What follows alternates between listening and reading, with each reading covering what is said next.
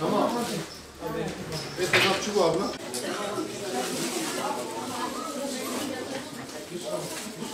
Batman Umut Kervanı olarak yıl içerisinde çeşitli faaliyetler yapmaktayız. Bu faaliyetlerimiz Ramazan'da gıda kolisi dağıtımıdır ki bundan bir ay önce Ramazan'da 3000 ailemize gıda kolisi ulaştırdık.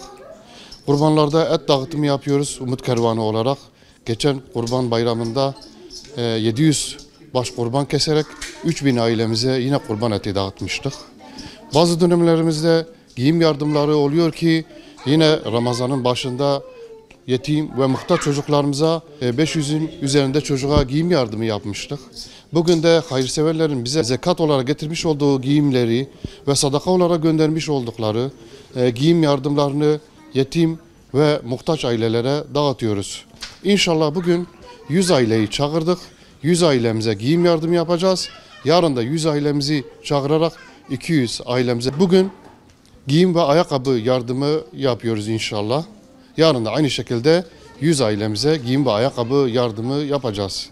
Bize bu konuda destek veren hayırseverlerimizden Allah razı olsun. İnşallah onlar hayırlarını bu şekilde devam ettirdikçe biz de bu hayırlarını muhtaç ve yetim ailelere ulaştırarak hayırlarını tamamlamış olacağız inşallah. Allah-u Teala hepsinden razı olsun. Hayırlarının devamını diliyoruz.